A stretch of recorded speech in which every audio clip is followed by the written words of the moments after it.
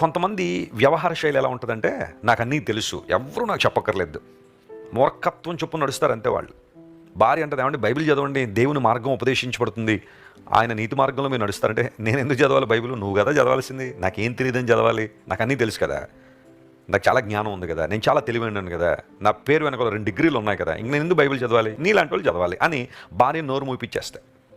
పోనీ ఇతడు అన్ని డిగ్రీలు సాధించి ఏం చేస్తాడా అంటే, ఇష్టానుసారం తిరుగుతాడు, త్రాగుతూ ఉంటాడు, ధూమపానం చేస్తూ ఉంటాడు. మరి అంత చదువు చదివి ధూమపానం చేయకూడదనే విషయం అతనికి తెలియలేదు. అంత చదువు చదివి ఆల్కహాల్ సేవిస్తే ఆరోగ్యం పాడైపోతున్న విషయం అతనికి తెలియట్లేదు.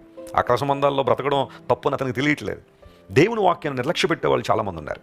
అయితే దేవుని విధానాలు మనం నేర్చుకున్నప్పుడు, ఆయన మార్గములను జాగ్రత్తగా అనుసరించినప్పుడు వర్ధిల్లుతాము అని బైబిల్లో రాయబడింది. దేవుడు మనలను వర్ధిల్లింపజేసే దేవుడు. ప్రైజ్ ది లార్డ్, హల్లెలూయా. నువ్వు ఎవరైనా సరే దేవుని మార్గములోనికి నువ్వు రాగలిగితే, యేసుక్రీస్తు ప్రభువారు అన్నారు, నేనే మార్గమును సత్యమును జీవమును, నా ద్వారా తప్ప ఏ ఒక్కరు తండ్రి వద్దకు రారని.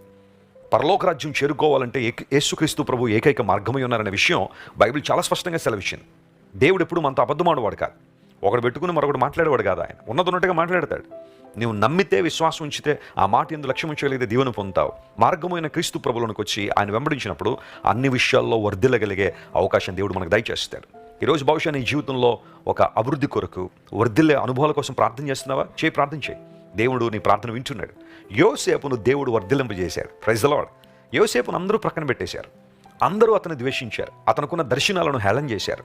అతనుకున్న స్వప్నములను హేళన చేశారు. కానీ దేవుడు యోసేపు ఎక్కడుంటే అక్కడ యోసేపును దీవించారు. యోసేపును అనేక మంది దీవెనకరంగా దేవుడు చేశాడు.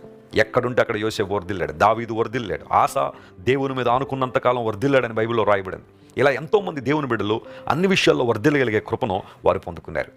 కొత్త నిబంధన దగ్గరికి వచ్చేసరికి భక్తుడైన యోహాన్ అంటాడు, మీరు ఆత్మలో వర్ధిల్లగలిగితే అన్ని విషయాల్లో కూడా వర్ధిల్లుతారని.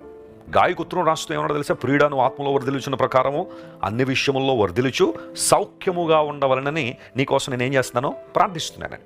మనం సౌఖ్యంగా ఉండాలని దేవుడు కోరుతున్నాడు, వర్ధిల్లాలని దేవుడు ఆశిస్తున్నాడు. అది ఆయన నామ మహిమార్థమై ఆయనకు ఘనత తెచ్చులాగున మనం వర్ధిల్లాలని ప్రభు ఆశిస్తున్నాడు. దేవుని బిడ్డలారా, నీవు నీ కుటుంబం వర్ధిల్లాలని దేవుడు ఆశిస్తున్నాడు.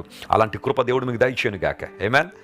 మీరు అన్ని విషయాల్లో అభివృద్ధి పొందాలని, చాలామంది దేవుని మందిరంలో వర్ధిల్లుతారని కీర్తన గ్రంథంలో కూడా మనం చూస్తున్నాం కదా.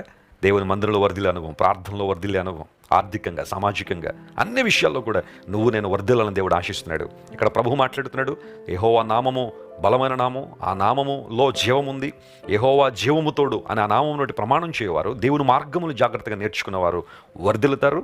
ఈ వాగ్దానాన్ని క్లెయిమ్ చేసుకుని ప్రభువును స్తుతించండి. ఈ రోజంతట్లో దేవుని గణపరచండి. దేవుడు మీ జీవితంలో గొప్ప కార్యాలు, ఆశ్చర్యకార్యాలు జరిగించును గాక.